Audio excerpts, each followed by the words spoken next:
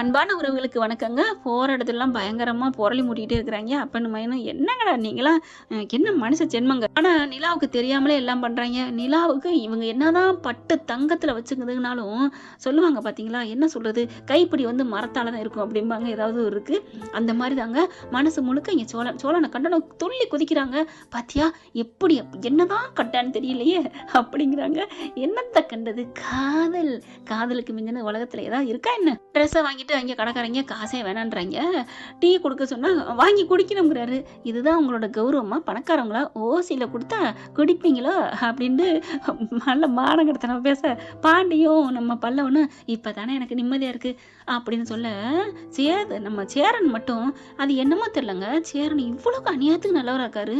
டே அப்பெல்லாம் பேசாதீங்கடா அப்படி தடுக்கிறாரு. அன்னைக்கு பார்த்தீங்களா நிலாவை கூட்டிகிட்டு வரையில, பாவம் அவங்க அப்பா அம்மா எந்திரிச்சு பார்ப்பாங்கல்ல. உண்மையிலே அவர் அன்னைக்கு சேரன் சொன்னது எனக்கு சிரிப்பு தாங்க வந்துச்சு. எவ்வளோ நல்ல மனுஷன் சேரன். அடுத்து சாப்பிட்றதுக்கு தனியாக ரூம் மாதிரி இருக்குது. ஹோட்டலுக்கு போயிட்டு என்ன யாருமே இல்லை, இது அப்படி தான் உட்காருங்க அப்படின்னு நிலா எல்லாரும் உட்காடுறாங்க. அங்கேயும் டீஸ் பண்ணிட்டு தான் இருக்கிறாங்க. எது வேணாலும் வாங்கி சாப்பிடுங்க, நாங்கள் காசு கொடுக்குறோம், நாங்கள் காசு கொடுக்குறோம். கரெக்டாக காசு கொடுக்க வரையில இதுவும் தெரிஞ்ச கடை தான் அப்படின்னு சொல்லிட்டு, சார் காசுலாம் வேணாம் சார். என்னது காசு வேணாமா? சாப்பிட்டதுக்கு காசு கொடுக்காமலாம் சாப்பிடக்கூடாதுன்னு சேரன்னு சொல்ல, அதெல்லாம் இல்லைப்பா எங்களுக்கு வேணாம், நாங்கள் வாங்க மாட்டோம். என்ன மனவர் சார், நீங்கள் நம்மளாம் எவ்வளோ பெரிய பழக்கம், நாங்கள் உங்கள் ஊருக்கு வந்தால் எங்களுக்கு எவ்வளோ பண்ணியிருக்கீங்க அப்படின்னு சொல்ல, சரி சரி அப்படின்ட்டு கிளம்புறாங்க. கரெக்டாக வெளியில் இறங்கும்போது, எங்க இவ்வளோலாம் சாப்பிட்டதுக்கு எவ்வளவு அப்படின்னு சேரன் கேட்குறாரு. ஒரு தொகையை சொல்கிறாங்க. ஏன்ட்ட இருக்கு இந்தாங்க அப்படின்னு காசை கொடுக்குறாரு. அண்ணே காசுலாம் வேணாம், சாப்பிட்டதுக்கு மட்டும் காசு இல்லாமல் சாப்பிடக்கூடாது, இந்தாங்க அப்படின்னு கொடுக்குறாங்க. அப்படி பார்க்கல பல்லவன் பார்க்குறாரு. எங்கள் சார்பா எங்கள் அண்ணன் எல்லாருக்கும் சாப்பாடு கொடுத்துட்டாரு, வயிறு நிறைய மனசார போதுன்னு சொல்கிறது சாப்பாடு மட்டும்தான். அதனால எங்கள் அண்ணன் இதில் எல்லாரும் நல்லா திருப்தியாக சாப்பிட்டாச்சு. என்னடா பாண்டி அப்படின்னு சொல்ல, ஆமாடா அண்ணே உன்னோட ஓசி இதில் உன் காசுலேயே நாங்கள் ஓசி சாப்பாடு சாப்பிட்டோம். இது யாருக்கு சொல்லாது தெரியுமா? நிலா அப்பா அம்மாவுக்கு. பார்த்தா அட்டப்பாவி லட்ச அப்படின்னு முக்கர் விட்டு போய் நிற்கிறாங்க. நிலா பார்த்தது புரிஞ்சுக்கிறது. என்னடா பண்றீங்க, எங்க அப்பா அம்மா ஓட்டுறீங்களா? ஐயோ அண்ணி நாங்க ஓட்டலாம் இல்லை, அவர் என்ன காரா ஜீப்பா ஓட்டுறதுக்கு? டே உங்களை பத்தி நல்லா தெரியும்டா அப்படிங்கிறாங்க. ஆனாலும் எங்க அப்பா அண்ணனும் உங்களை ரொம்ப நோஸ் கட் பண்ணிருக்காங்க அதானே? எப்படி உங்களுக்கு தெரியும்? உங்க முகம் பூரா அப்படியே சுருங்கி போயிருந்துச்சு, அதுல நான் கண்டுபிடிச்சிட்டேன். அதுக்கு இங்க வச்சு செஞ்சுட்டீங்க ஓகேவா? ஆனா எனக்கு ஒரு திருப்திப்பா, என் புருஷன் விட்டு காசுல தான் நான் சாப்பிட்டேன்னு அப்படின்னு சொல்லிட்டு சந்தோஷப்பட்டு கிளம்புறாங்க. இதெல்லாம் கேட்டுட்டு அவங்க அண்ணி சந்தோஷப்படுது. ஆனா அப்பன் ஆத்தால மட்டும் இவளை எப்படியுமே நம்ம பக்கத்து கொண்டாடவே முடியலையேன்னு வந்துக்கிறாங்க.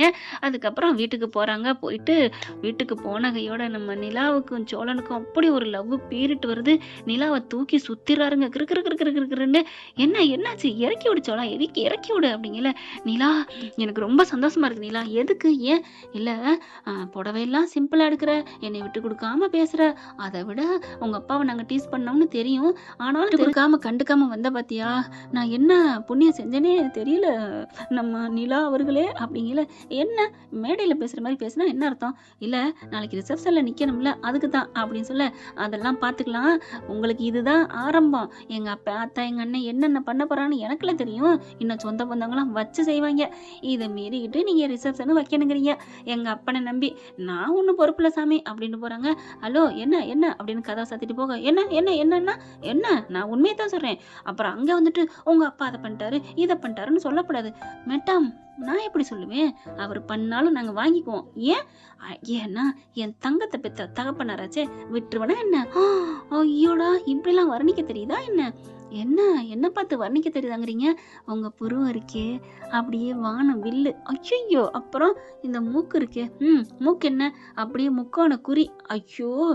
இது வரைக்கும் யாரும் இந்த மாதிரி சொன்னதே இல்லையே. இந்த உதடு இருக்கே, உதடு என்ன என் பொண்டாட்டி நிலாவோட உதடு. அப்ப இது என்ன பக்கத்து உதடு நான் சொன்னேன்? இல்லம்மா உதடுக்கே உதடு ஒரு உதாரணம். அடடே ஆச்சரியக்குறி அப்படின்னு சொல்லிட்டு, அதுக்கப்புறம் இந்த கழுத்து இருக்கே, இந்த கழுத்து அப்படியே சறுக்கு மரம். அதுக்கப்புறம் அப்படின்னு கீழே கையை கொண்டு போறாரு. பட்டுன்னு கையை அடிக்கிறாங்க.